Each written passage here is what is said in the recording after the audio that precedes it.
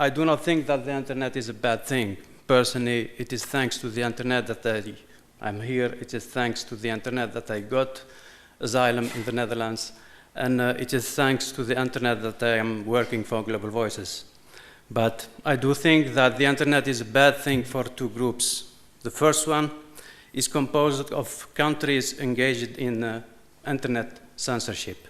And I think it is the most dangerous group because its members, the enemy of the internet, are controlling the legislative and the executive and the judicial power. And they are using moral, ideological, and nationalistic and religious justification and excuse to muzzle the freedom of expression in internet. And unfortunately, they are backed by multinational internet company and local internet service provider who are helping them to achieving this goal. The internet is a bad thing for them because they are realizing that they are losing control of the information and they are trying to restrict its use, preventing millions of web pages from reaching the country's cyberspace and spending millions of dollars to control space submerged by bloggers, web community, and internet users. And I think that each new development in the new information technology and each new easy-to-use tools that is being celebrated by netizens is making much more difficult for those who are thinking that the internet is a bad thing. And it should be filtered and moderated. Video sharing sites like YouTube, Dailymotion, Google Video are being blocked in countries like Morocco, Tunisia, Iran, Pakistan, Thailand, India. Photo sharing sites like Flickr are being blocked in countries like Iran and United Arab Emirates. Search engines are being filtered or simply blocked in countries like China. Online maps like Google Earth and Google Maps are being blocked or photoshopped in countries like Israel, Bahrain, and Morocco. Blogging platforms like blogger.com or LiveJournal are being blocked in countries like Pakistan, Ethiopia, Morocco, Syria, and threatened to be blocked in Fiji, where they are deemed to be a threat to the national security by the military forces. Emails are being intercepted and scanned. Even SMS are being blocked during election in countries like Iran and Ethiopia.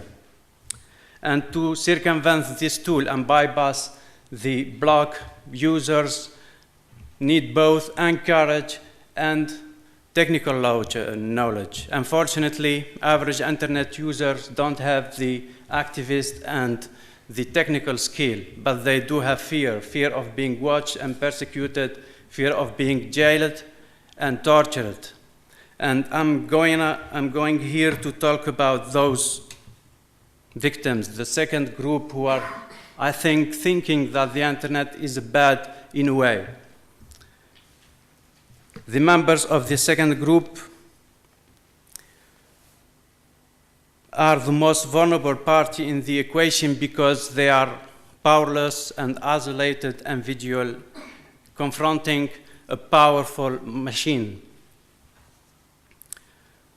And I will start with Tunisia, my country, where the internet was a bad thing for the cyber dissident Zuhair Yahyawi, who spent 1.5 years in prison. The crime of Zuhair is to run a poll in his site asking the visitor whether Tunisia was a kingdom, a republic, a zoo, or a prison.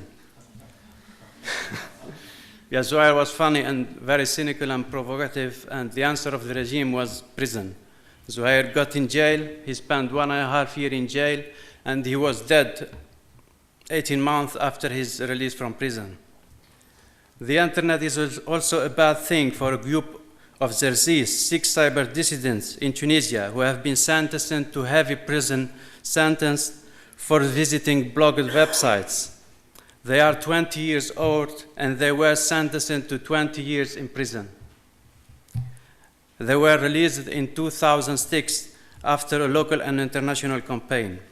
The internet is also a bad thing for the youth of Kef, a group of 3 pupils who were criminal for downloading a song. It's incredible, but these guys were downloading an MP3 hip-hop song criticizing the brutality of the Tunisian police, and they were catched and sentenced. The internet is also a bad thing for the Tunisian prisoner Ramzi Bittibi, who is arrested at the internet cafe where he worked.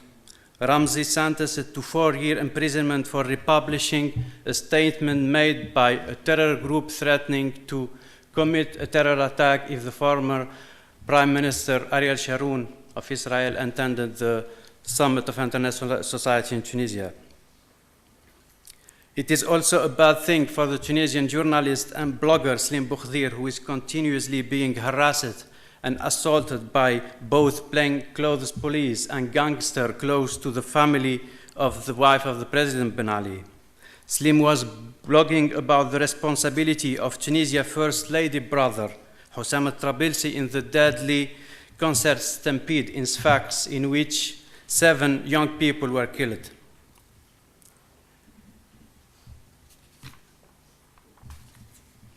And the internet is also a bad thing for the Tunisian journalist and blogger Mohamed Fourati, who has been in jail, who has not been in jail, who has been condemned in absentia to 13-month prison term because of 2 articles he wrote online. In other countries in Syria, where the most blogged sites are related to freedom of expression, human rights, ethnic minority, and opposition, on January 2007, the cyber dissident Ali Said al-Shihabi has been released after spending 5 months in detention. He was arrested for articles he wrote online, but 2 other activists still in jail, Muhannad Abdulrahman and Habib Salah. And last year, Rukana Hamour, a Syrian blogger, mother of 3 kids, was taken from her home, dragged into the street after being threatened at gunpoint in front of her young children by security force. Her claim was blogging against the corruption. In Malaysia, 2 prominent bloggers, Khairuddin Attan and Jeff Oy, are facing a lawsuit for posts and comments published by others on their blog. In Egypt, the blogger Abdel Monam Mahmoud, a young activist from the Muslim Brotherhood, who has been arrested in April 2007 and released last Saturday.